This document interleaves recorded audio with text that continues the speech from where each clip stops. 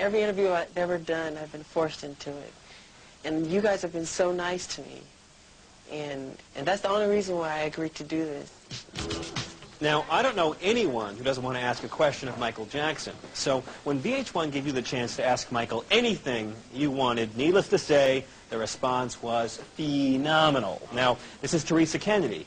Terry runs VH1 Online. And Terry, now, are these all questions via email for Michael? Yes, they are. I don't believe it. Terry, you maniac, how many did we receive? Over 1,000. Okay, and what's a sample question Michael got from fans? Ollie from Virginia wants to know, have you ever had a D or an F on your report card? Okay, good question. Maybe he'll answer Ollie. Maybe even he'll give us his SAT scores. Who knows? Thank you, Terry.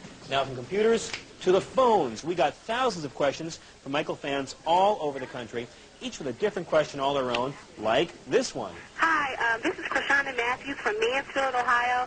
My question for Michael Jackson is, do you think he'll ever find true love? Okay, maybe Michael will answer that. We don't know, but even if he doesn't, Krishana Matthews of Ohio, hey, at least you got your name set on TV. Now, we even got questions by mail from Michael.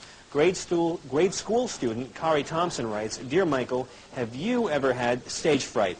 Good question. Will he answer it? Only time will tell. I don't know, Kari, but I do know this. We got questions from computer, from telephone, from mail, even a few loose carrier pigeons made their way into the studio. Now, that wasn't enough for us. We wanted more, so we took to the streets to ask people from around the world what their questions were for Michael Jackson. Hi, I'm Irene from London. And I'm Sam from London. And Michael, what video did you like working on? And why? Okay, so that's how we got your questions. But how did we get them to Michael? Now, Michael couldn't come to us, so we had to go to him. VH1 traveled halfway around the world to Asia, where Michael's in the middle of his world tour. India, Russia, Thailand, Spain, Czechoslovakia, Hungary. The world just can't seem to get enough of Michael Jackson.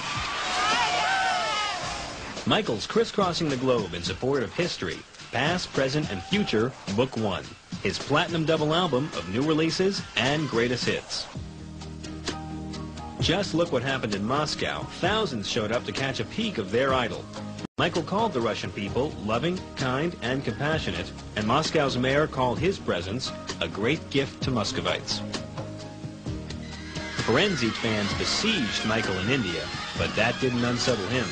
I would just like to say I'm very happy to be here.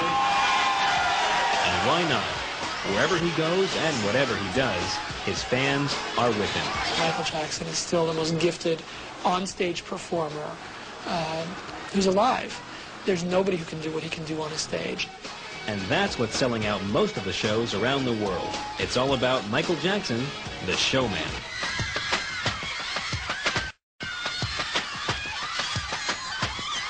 Right on the front line of the fan frenzy, these people, the reporters, the photographers, all begging, clamoring, beseeching, imploring this man for 1 minute. One question. But Michael Jackson's only taking time out to talk to you, and the only questions he's going to be answering are yours. So get ready for history. The Michael Jackson interview coming up next.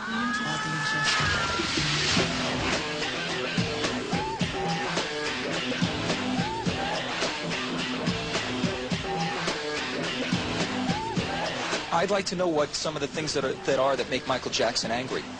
I believe in perfection, and I try to create that in everything we do. We never seem to totally get there, but I believe in perfect execution. And when we don't get at least 99.9%, I get really upset. So that gets me upset.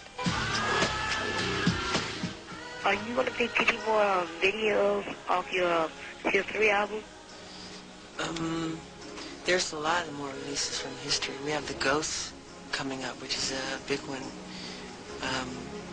and Stranger in Moscow, and it's just going to go on and on. I mean, we're 28 million albums right now, other than what the press continue to lie about. The tabloid press, they're terrible. Don't read the tabloid. That's something you can play. The fans, don't read stories that aren't true. They write these stories to mislead you and to be just making them rich. It's not true. Don't read it. It's garbage. It's junk food.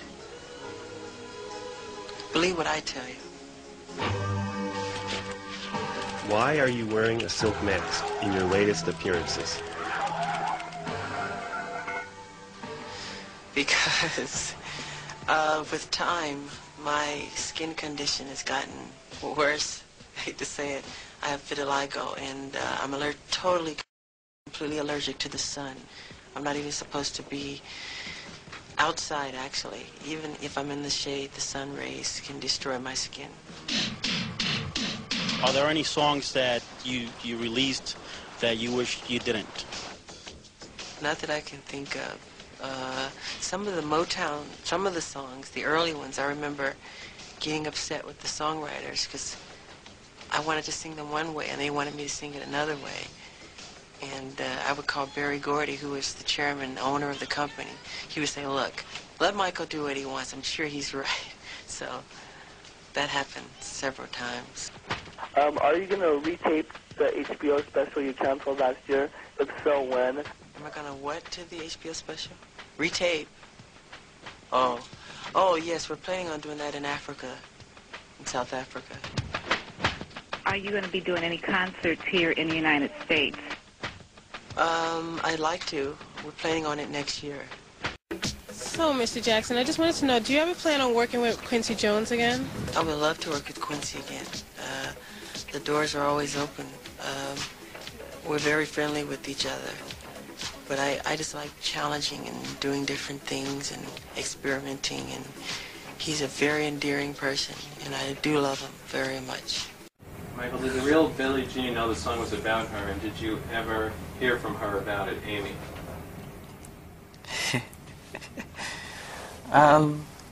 There's a girl named Billie Jean, but it's not about that Billie Jean. Billie Jean is kind of anonymous. It represents a lot of girls who used to, they used to call them groupies. In the 60s, they would hang around backstage doors, and any band that would come to town, they would have a relationship with. And I think I wrote this out of experience with my brothers when I was little. There were a lot of Billie Jeans out there. Every girl claimed that their son was related, you know, to one of my brothers. Michael, have you ever had stage fright? Kari from the Bronx. No, I don't remember ever being afraid to go on stage. I'm more comfortable on stage than giving this interview right now. You're getting close to your 40th birthday. How is it the way you feel about music? I did not circle that question. I'm sorry. In truth, I really don't like being interviewed. I swear to God. I know you don't. I feel it's such like an intrusion. Right. Every interview I've ever done, I've been forced into it. And you guys have been so nice to me. And that's the only reason why I agreed to do this. Mm-hmm. Just to try one or two and you'll say... Why don't you try and see what happens? Right. Just one or two, please. Okay. Michael, if you could spend one day in complete anonymity, where would you go and what would you do? Cindy. Oh, boy. Probably to Neverland or an island isolated somewhere. What would I do? Probably write music or kind of create some musical or stage play or something creative. I'd never stop working. Was Stevie Wonder a big influence on you when you were young? And did you know Marvin Gaye and other Motown artists well?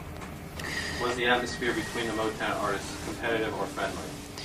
It was very friendly. Marvin Gaye used to come to my house at least twice a week to play basketball with my brothers. Stevie Wonder would come by for gatherings and parties, and I would go to the Supreme's house, and, you know, Diana Ross, where she would invite the other girls over. And there was really sincerely one happy family. We would have a a baseball team where we played against one another.